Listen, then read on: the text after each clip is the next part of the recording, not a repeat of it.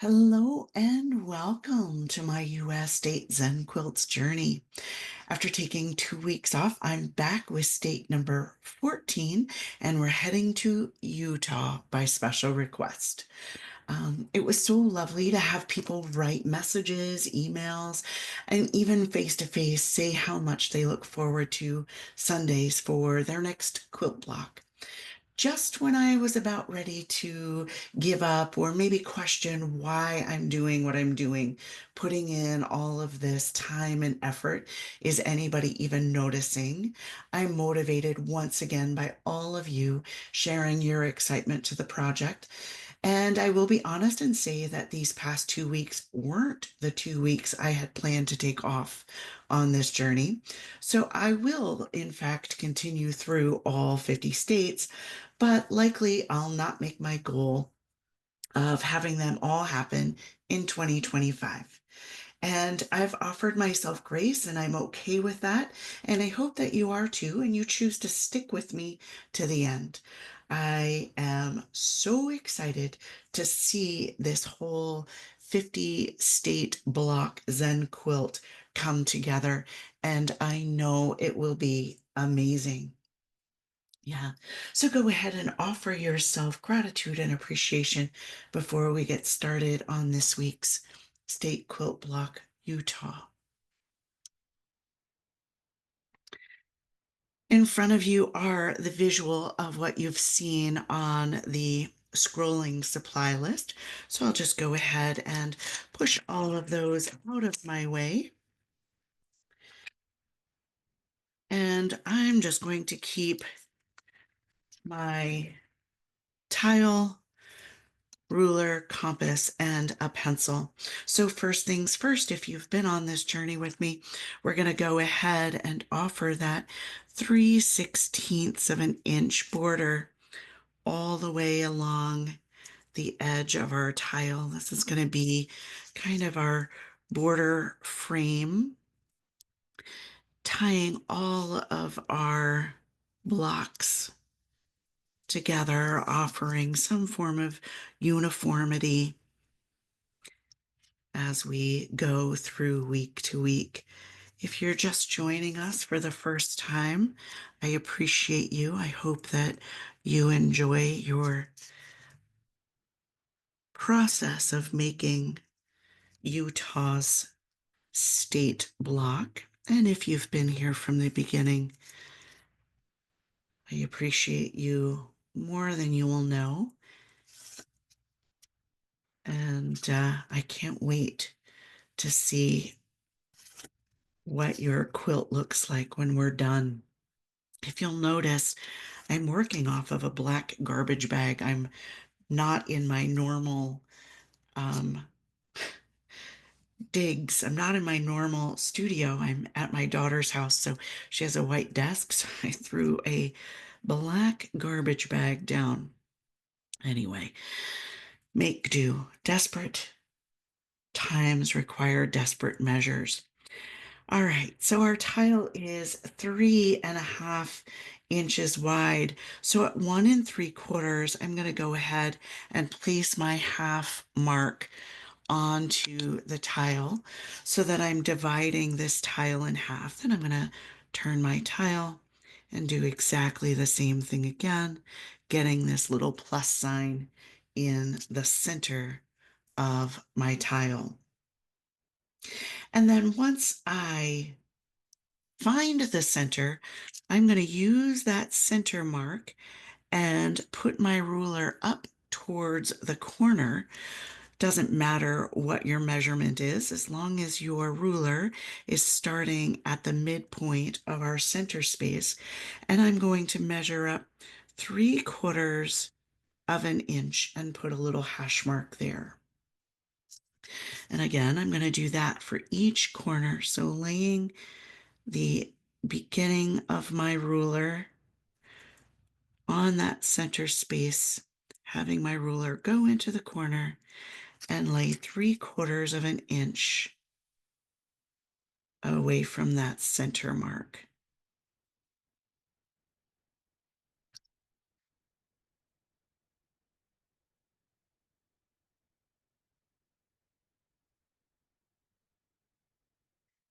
And now that we have those 3/4 inch marks laid, I'm going to go to my safety compass.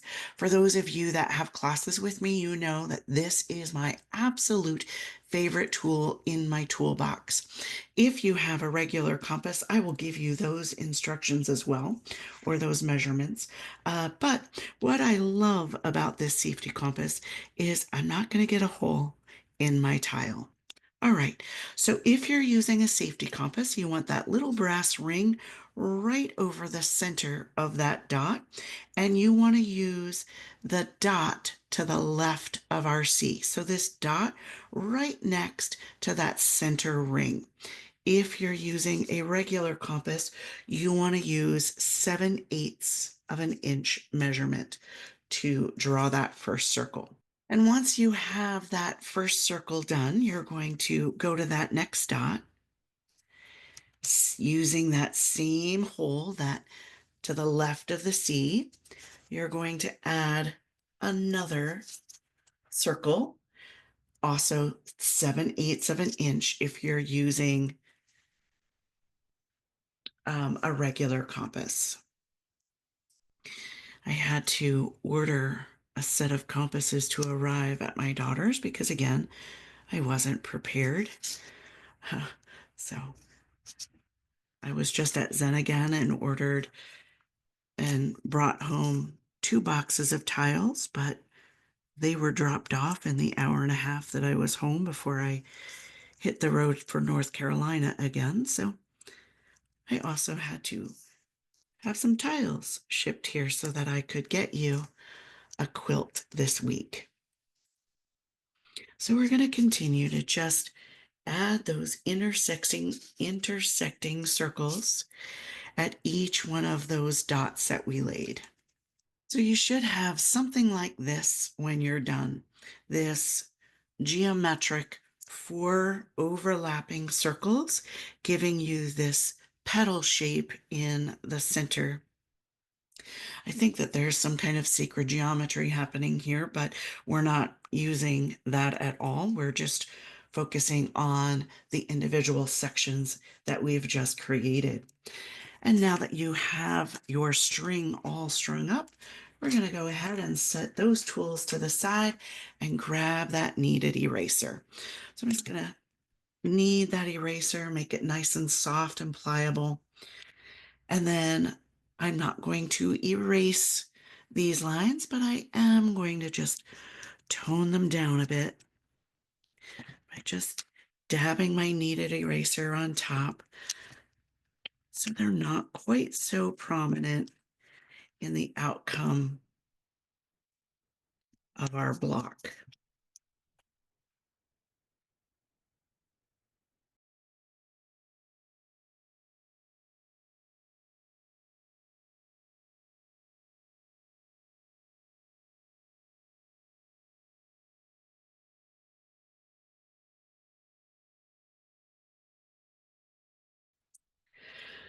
So in true ZenQuiltz fashion, in the way that I've been doing this series, is we're going to head right to our color.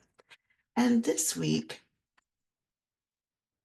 we're working in those similar colors to Florida so that we can tie that Florida tile together. That really pops off the page when you're putting all of our tiles together. So we're going to kind of tone that down and give it a little partner in there. So again, and I guess I should say that this week, my inspiration is the puzzle. So here is the puzzle quilt block for Utah. The book was a little bit confusing with all of its measurements. All right. Okay, so I'm going to start right in that center box right there, and I'm going to go direct with my 905. So this week, I'm going to once again play with different ways to allow that ink to fill those spaces. And so for that center block, I'm going to go direct with my 905. And then with my 985, I'm going to go um, into this smaller triangular shape right above that center box, but I'm going to go right over top of that center and allow some of that orange to pull right out into those little spaces.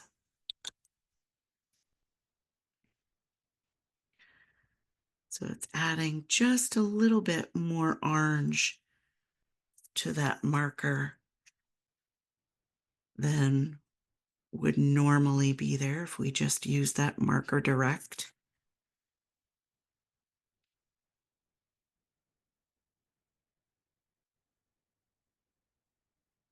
We're going to stick with this 985 and head to that next section. And what I'm going to do is I'm going to outline just the outline of those rice shapes, trying to keep my line tight against that string line.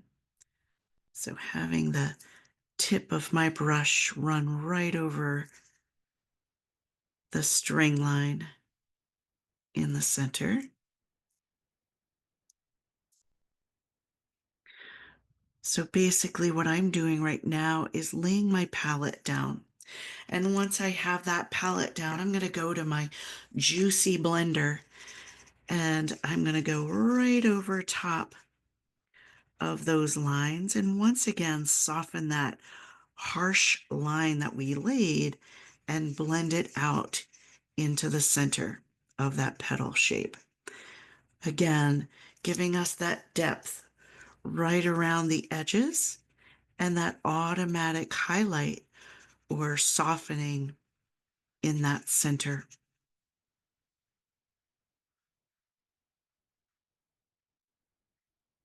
Circular motions to try to, again, just soften that harsh line and bring it in to that center.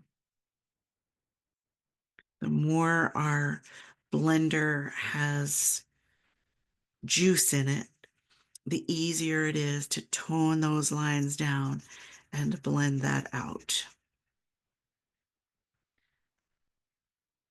Again, if you're just joining us this week, what we like to do is allow the texture of our ink to be visible. We don't want this to be real smooth and structured. We want that texture in there so that as we add our tangles into those spaces, we get that automatic highlight, low light, giving us that dimension as we work. Yeah. All right. So I'm going to head to that 991 and I'm going to blend this whole inside section. So I'm going to leave an outline all the way around the outside of that tile again and down into that base.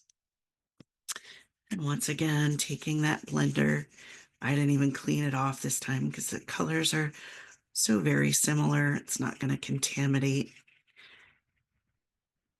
that vision. So again, circular motion, toning down those rough edges, allowing that center to just form a beautiful softness or highlight.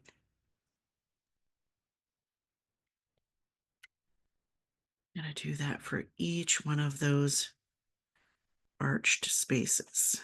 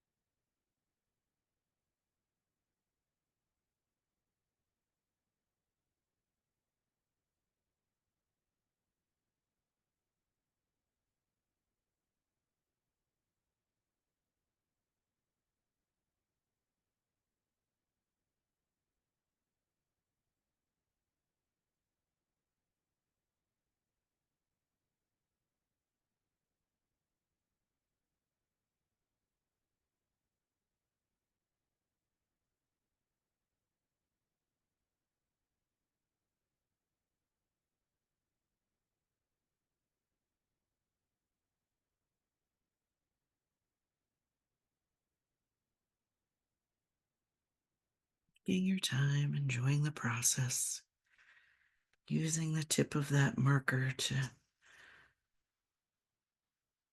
go over those string lines, keeping that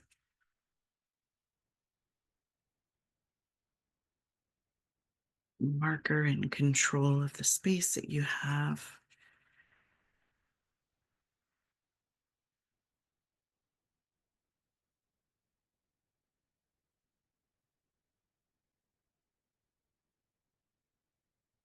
You can always go back in and with your blender, grab some more ink and fill in any of those spaces that you think maybe it just a bit too light to your liking. That's what I'm doing, just adding a bit more directly from my marker onto my blender and just filling in some more of those spaces.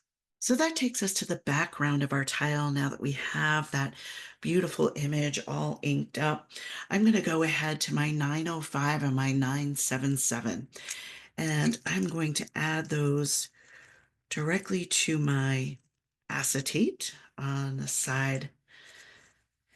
And this time I'm going to take my blender to my acetate and I'm going to tone that really bright orange down. And I want this kind of rusty color. If that doesn't speak to you, of course, you can use any color that you want into that background. But again, I'm just going to kind of tone that really bright orange and create my own little rusty orange color to fill that background space. So I just got some ink onto my blender. And again, I'm not looking for smooth. I'm just looking to lay a palette of color down into my background fabrics that I will then be able to tangle on top of, right? So you don't want it to be too dark where your tangling will get lost in the background, but you could always use your dark gray for tangling as well.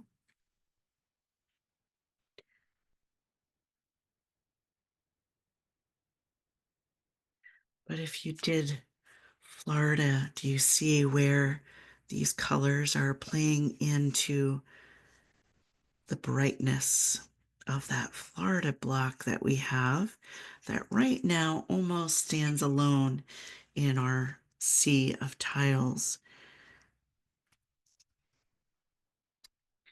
All the blocks specifically unique to the state that we're offering. Sometimes the colors mean something as well, and sometimes they don't. But at the end of the day, when we have our quilt all together, all the colors that we will have used will all be tied and married together into each one of those blocks somehow, some way. Okay. All right. So I'm going to head to that border.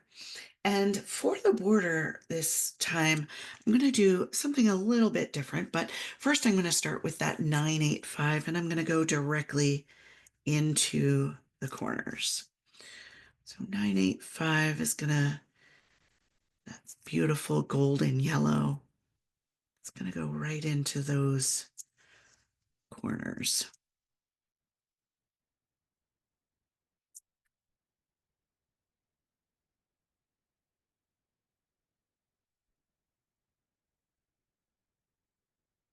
And then for the outside, I'm gonna go ahead and add that bright orange down first. So just adding that 905, excuse me, right to the frame of my tile or my quilt block.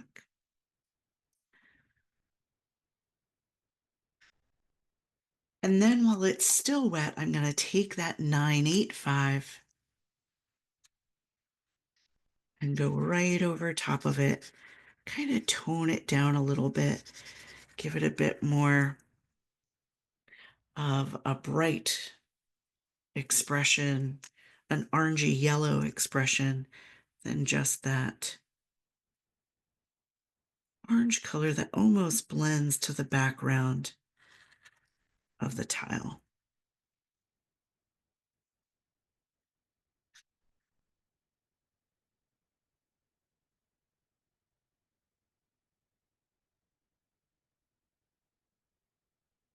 When we're done this process, we're going to go ahead and just clean that 985 off on a piece of paper so that we get our true color back. We don't want that blended color to be on our marker the next time we pick it up because we may want it to be just that beautiful golden yellow.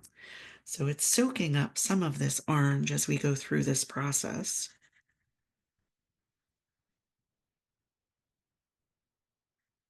Ever so subtle difference by just adding that yellow on top.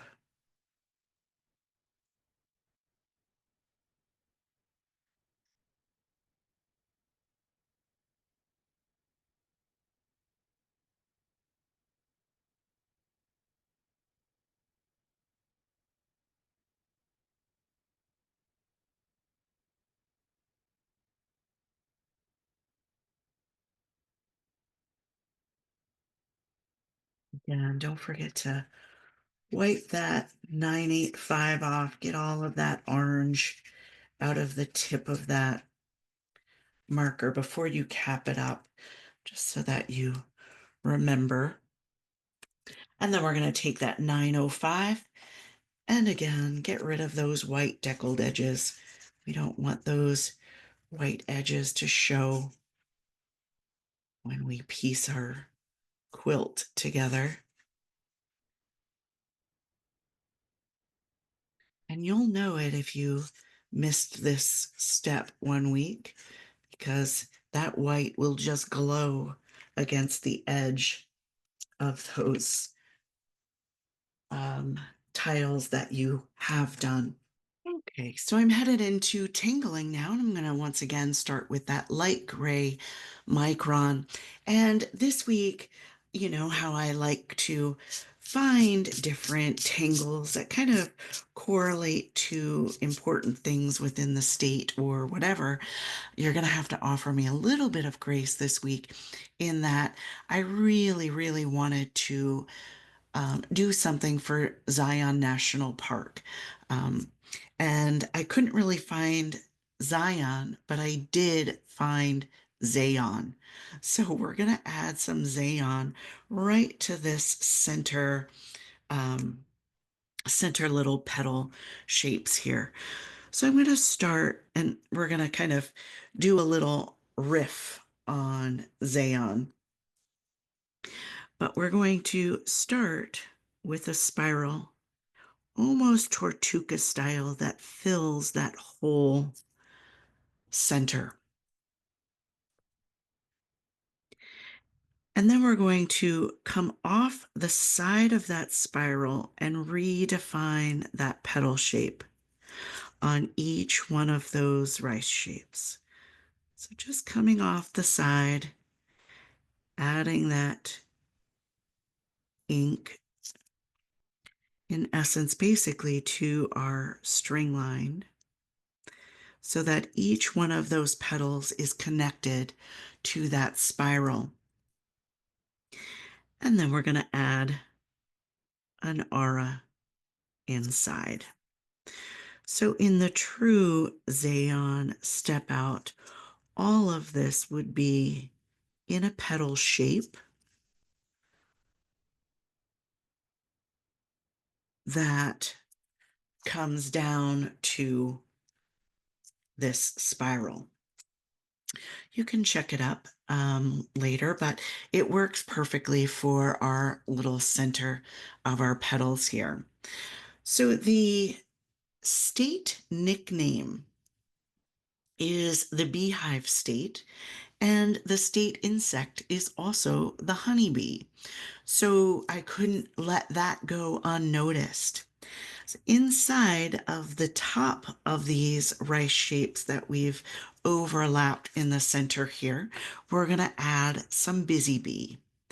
We're going to again shift it just a little bit in that we're going to take the step outs and make them work for us. So we're going to start with a row of orbs, one row directly to the center of that valley, and then orbs off to the side.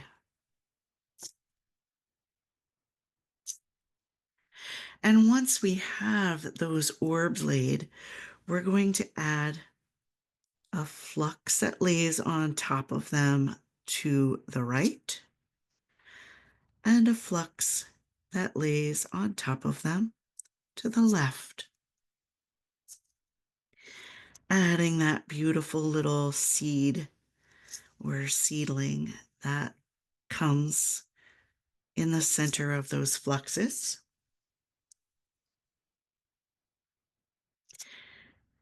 And then we're going to add an aura to the shape of those petals and thinly aura either above or below. And then we're going to, not on the string line, but just shy of the string line, add another aura to the petal shape. And on the inside, add another aura.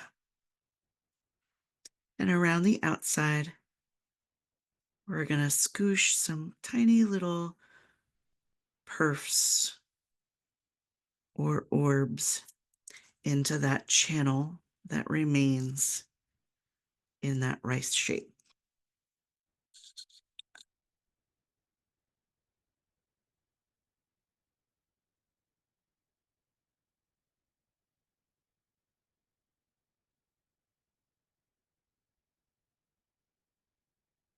So there's our busy bee, and we're going to do that in each one of these spaces. So starting with that center orb, adding orbs to the right and the left. A flux that lays on top to the right, and a flux that lays on top to the left, adding those little seedlings, auraing the shape of that rice shape or that petal. And then just shy of that outside line, doing the same thing again.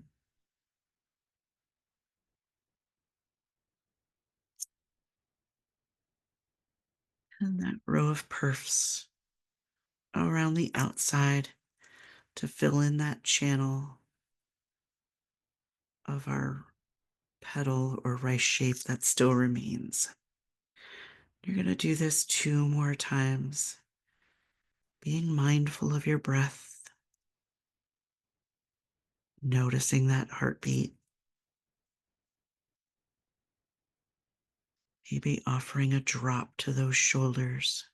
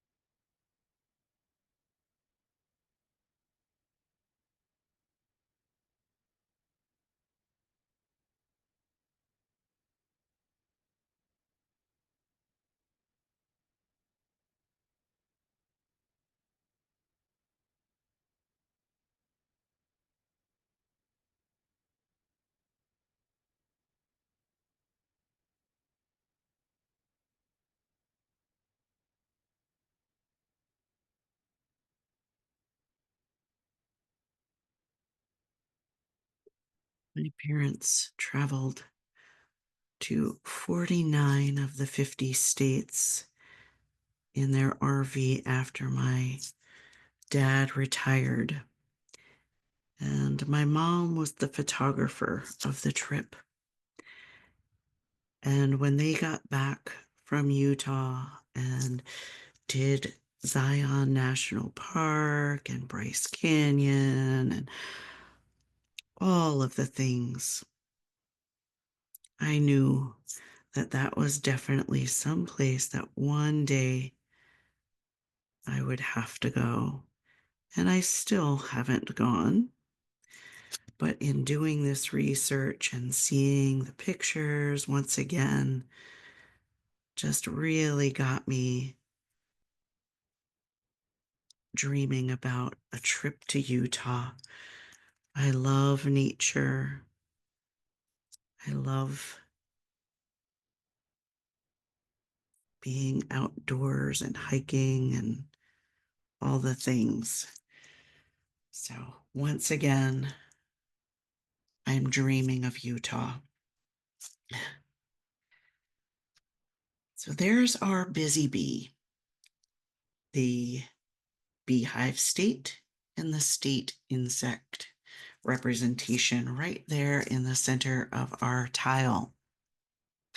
So we're going to head to the arches that come out of those busy bees, and we're going to add some angels. And this is going to represent angels landing inside of Mount Zion or Zion National Park, which is a rock formation. It's a hiking trail. Um, I hear it may be a little bit treacherous, but I think I'm game. I'd love to be able to do it. So, with our angel into this space, about halfway up on our rice shapes or our petals here, I'm going to add an arch. I'm just going to do that right away to each one of those remaining spaces, just adding that arch about halfway up on those rice shapes.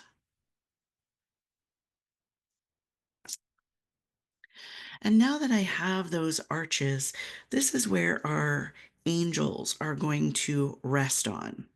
So I'm going to do a center angel, starting with rice shapes right up from the pinch of that center rice shape down below. So this rice shape here, I'm going to follow up and I'm just going to add a little dot. And that's going to be my kickstart to rice shapes that fall off to both the right and the left, right on that arch. And once I have those rice shapes laid, I'm going to add an orb that tucks right in the center of the valley of those rice shapes. Now I'm going to take this rice shape that goes up to the right and I'm going to add another rice shape to both the left and the right. And again, tucking an orb in there. So I'm adding these angels all along this arch, but I'm starting with that center one so that I can have a bit more control as to how these angels lay into that space. Yeah.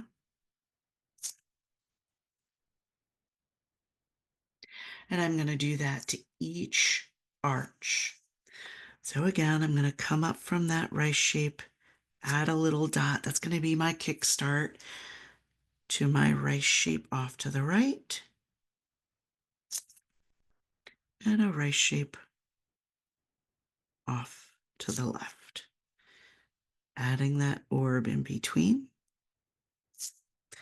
Then using that rice shape off to the right to add another pair of rice shapes into that space. Doing whatever you can see It's okay if you're using that go behind.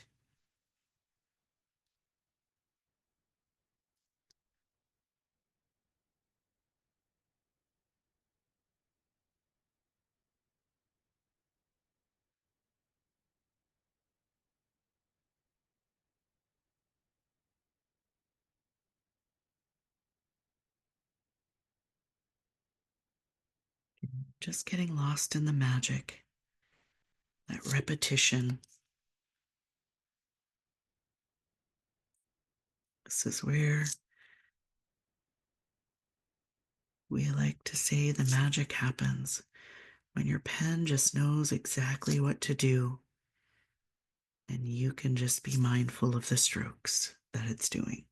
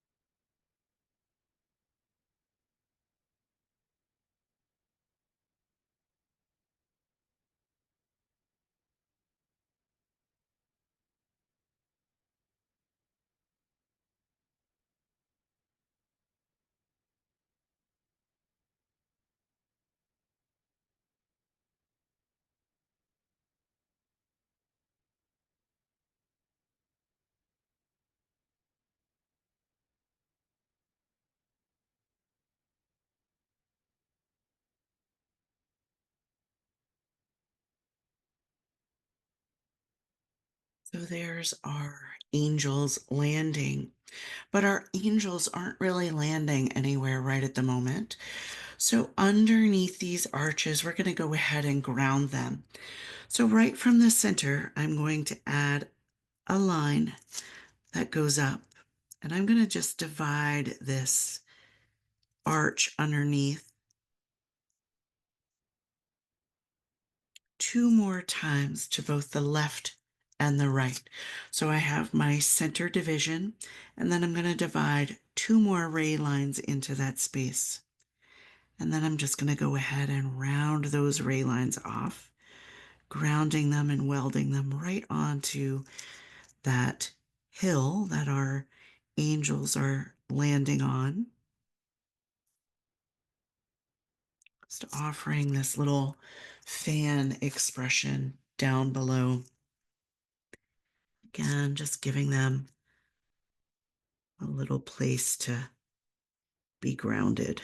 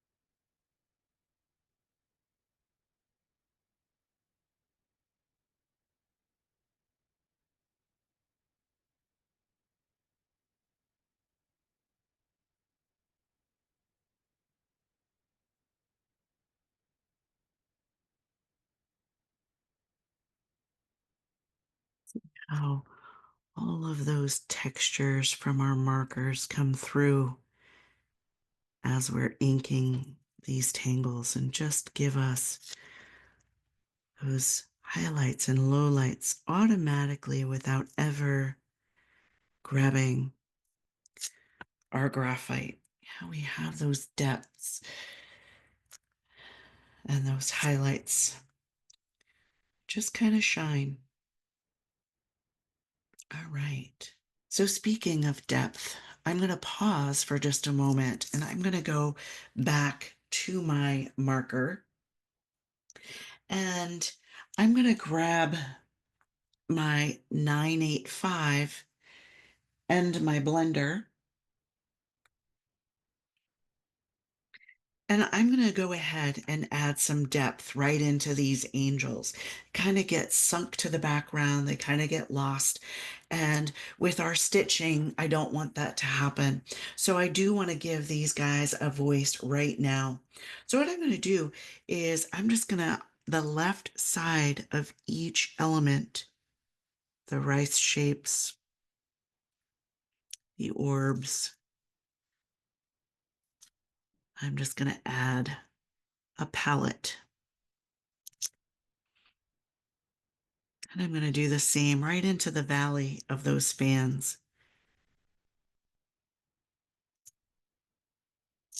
And I'm just going to go ahead and do them all. You can blend these out right away if you'd like, but I'm okay with just continuing on and doing all of them. I don't think the ink dries that quickly that we won't be able to manipulate it with the blender.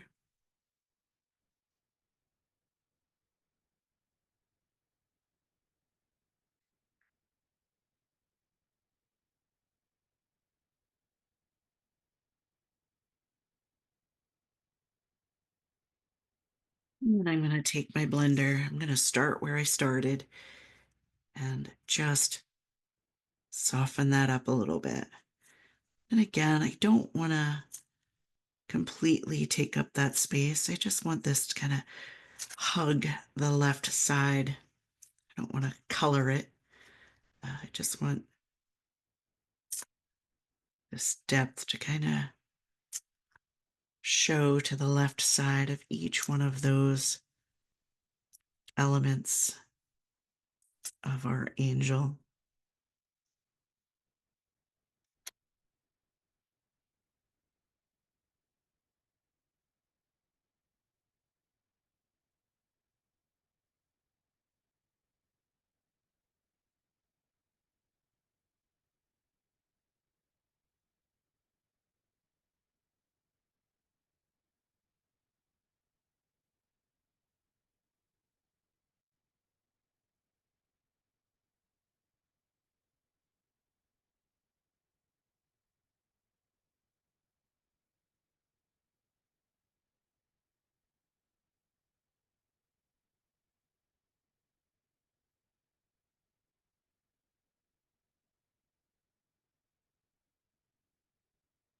See how that changes the whole voice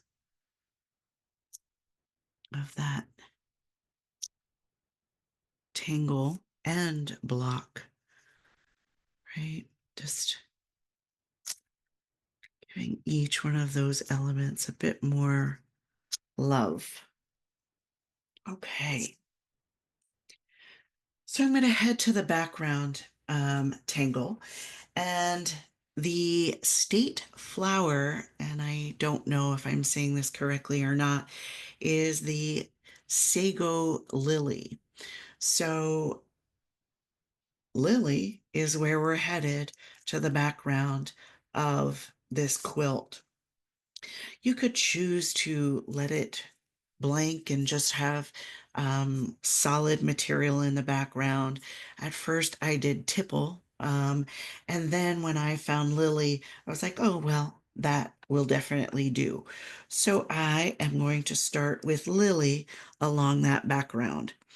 So lily is made up of orbs. So I'm going to do just a row of orbs that all kind of scoosh together.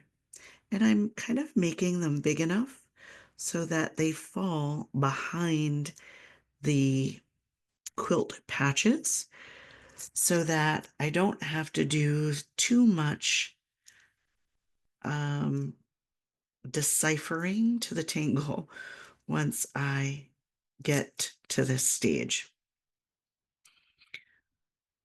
So right now, just offering a row of orbs right along the base fabric in the background. And then I'm going to leave a little bit of space. So maybe like, I don't know, let's just say the nib of our micron. That's the space I'm going to leave. So the silver part of our micron, and I'm going to add another row of orbs where I can see it. So I'm only able to get 4 orbs into that row. Okay. I'm going to continue to do this all the way up, adding those orbs similar distance away from the next row. Wherever you can see an orb, that's where you're going to add an orb.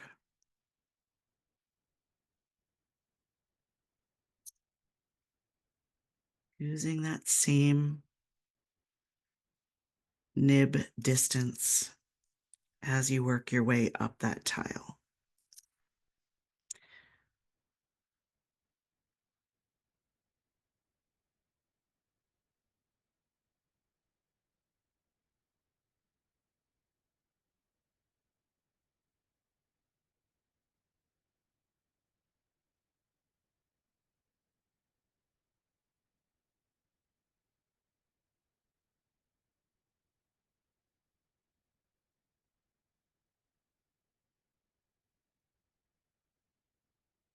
And then when you get back to the other side, you're going to add another row of orbs all the way across.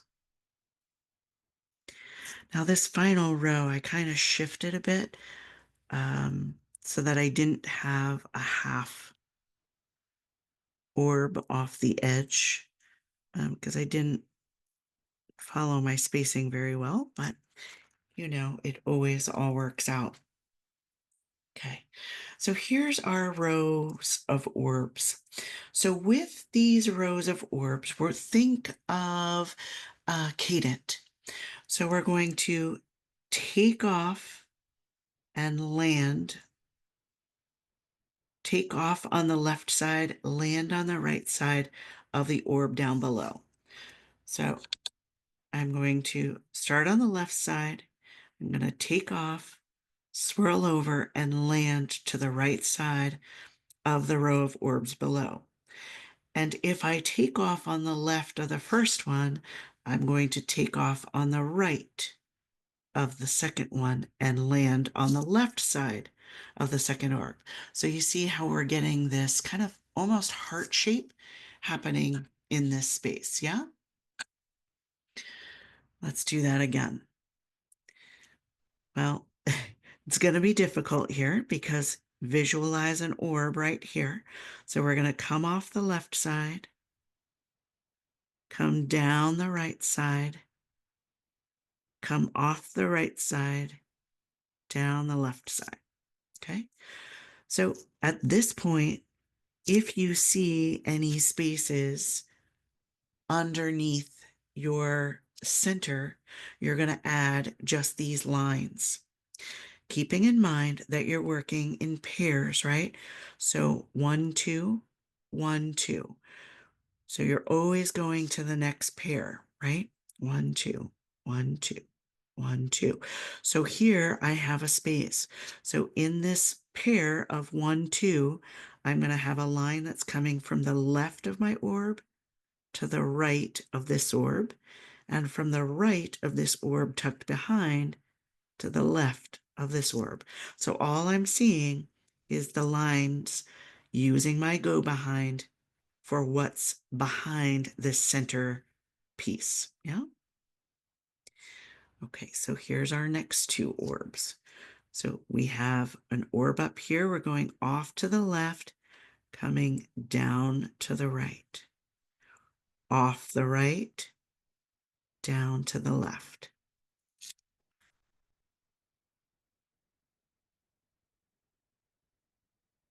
Right, left.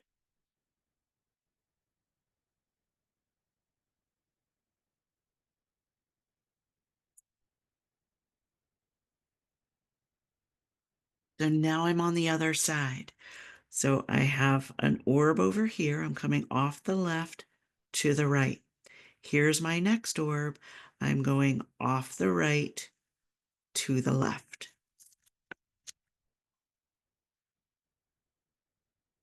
left to right, and off. Okay. If it's too confusing with all of the go behinds, just add some tipple in there and you've laid it out. So it's not going to be just fill in the rest, right? You don't have to worry about what's happening behind the scenes. You don't have to think about it. But this is Lily. Off the left, off the right. Left.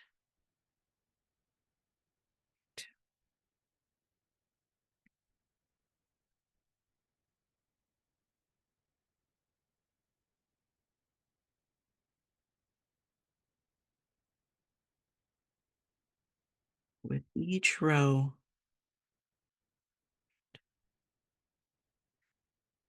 just have to remember what's behind what you see.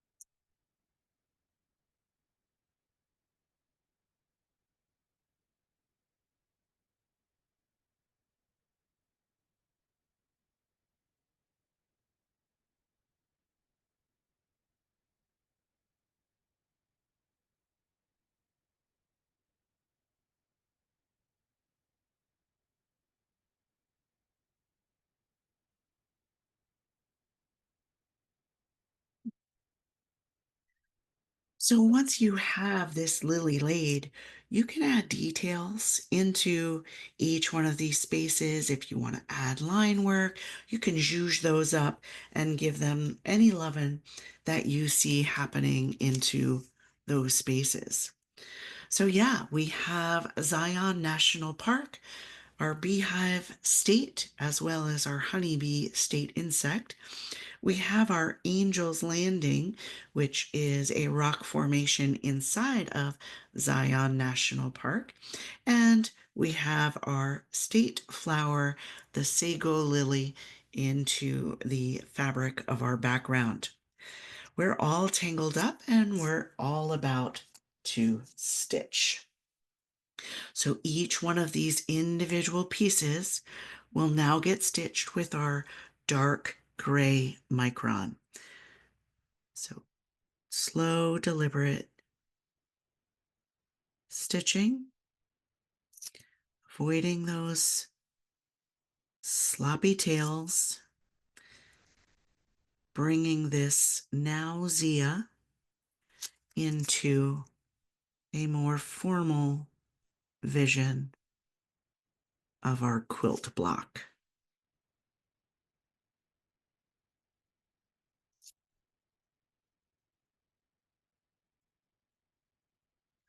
A beautiful tile just the way it is, but there's something about this slow, deliberate stitching that brings the whole vision to life.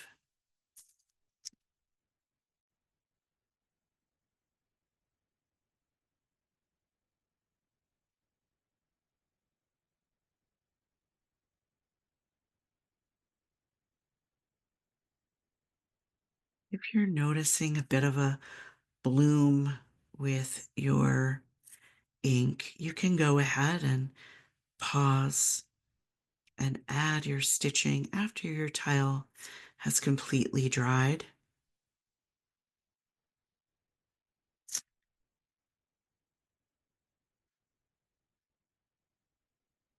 Don't rush the process. You want to be able to enjoy the vision of what you created and not be frustrated by the little things that could have been prevented.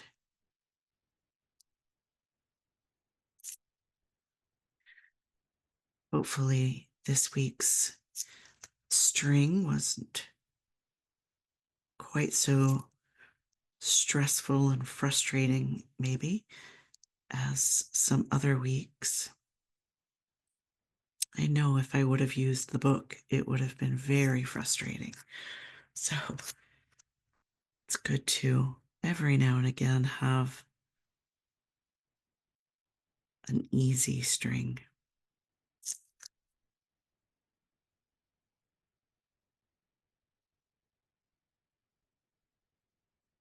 Drop those shoulders down away from your ears, being mindful of that breath, being slow, deliberate, and intentional with each one of these tiny little dashes representing our thread.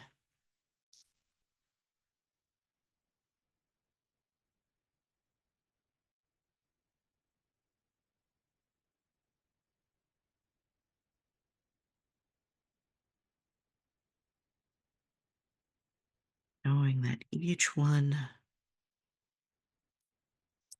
of these string pieces that we're pen stitching would be a separate piece of material or fabric that we've very deliberately and intentionally cut to perfection so that each piece lined up perfectly to the next. So we have it so easy with just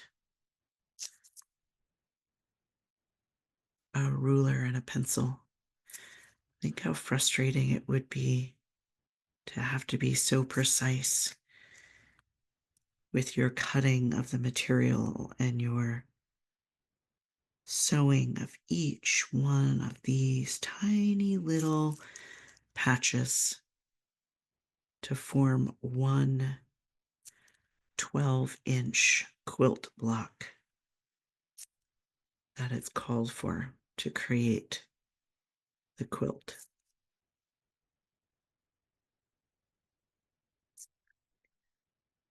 Breathe, take your time.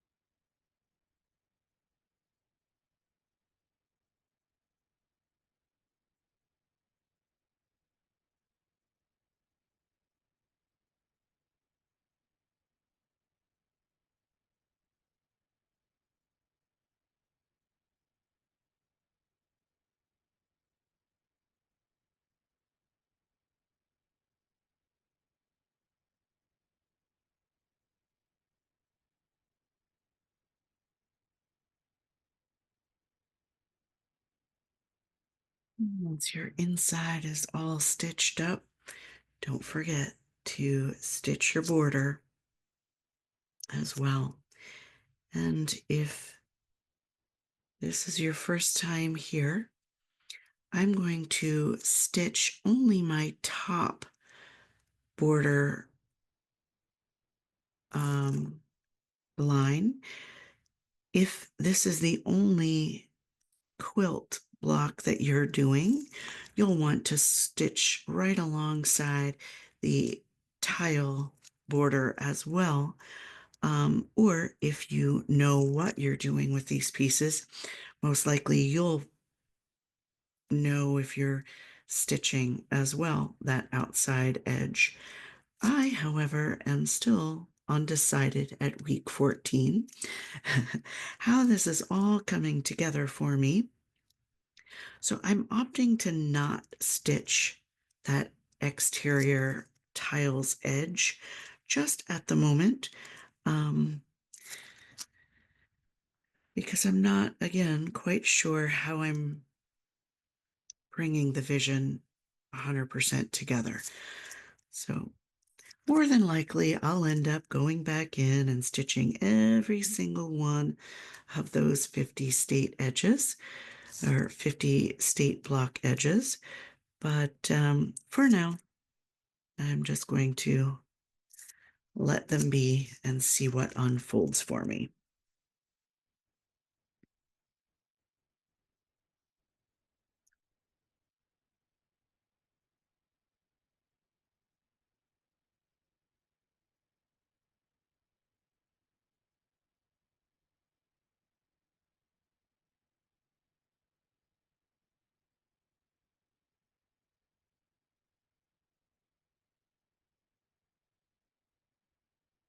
So now that we're all stitched up, we want to go ahead and add some depth into this vision.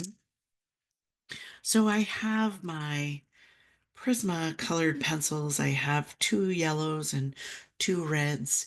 And I'm just going to go ahead and in that busy bee, I'm going to start there with my 1034, that little bit darker yellow color.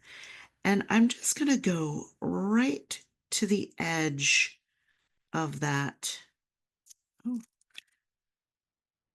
notice I missed some stitching here. Changing that perspective. You're always going to have those things jump out at you. If you've missed a section, it won't let you forget. All right. So I'm going to add that darker golden color, that 1034, right to the edge of that stitching. I want that pucker of that thread going in and out.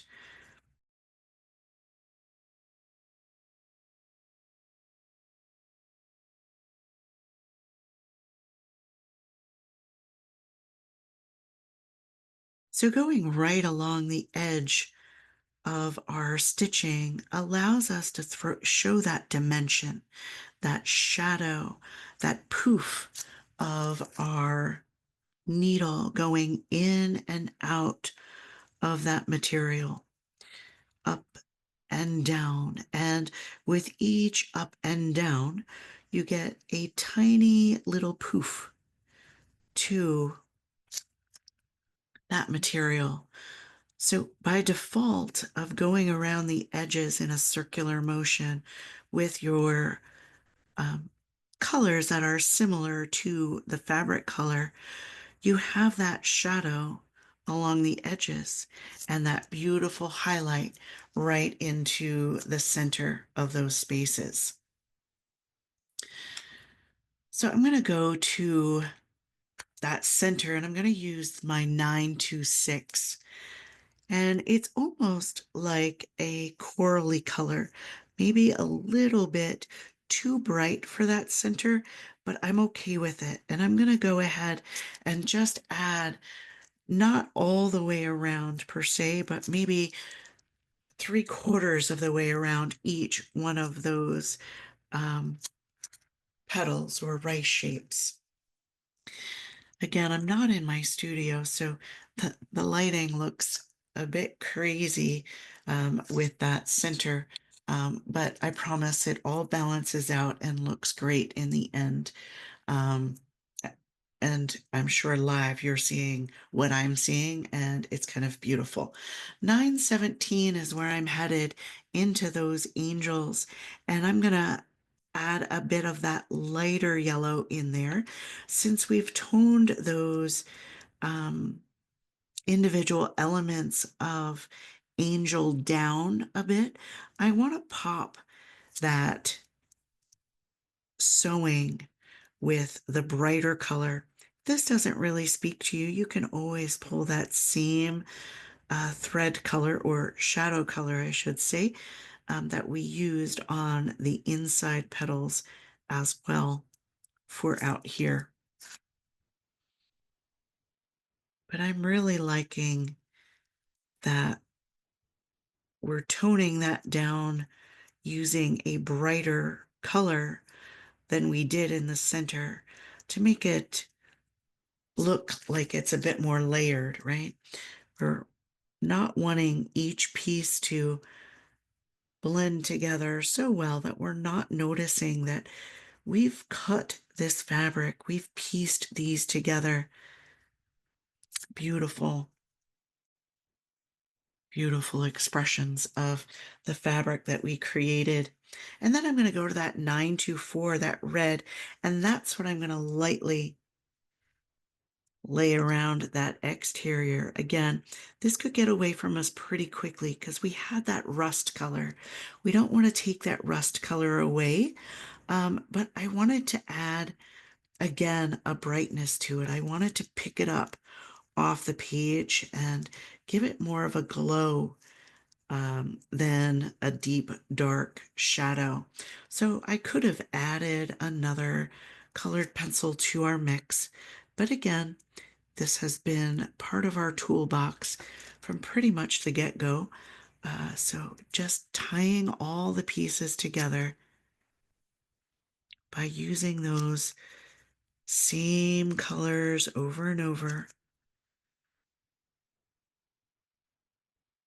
allowing each piece to be noticeably different with the key elements of each state being different. Again, more new tangles this week. Still haven't replicated any of our tangles in our expressions.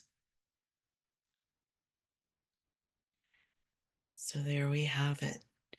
Utah, go ahead and offer yourself gratitude and appreciation, offering yourself that chop or signature to own this masterpiece. Ooh, ah. One more state quilt block for week number 14. Until next time, I appreciate you.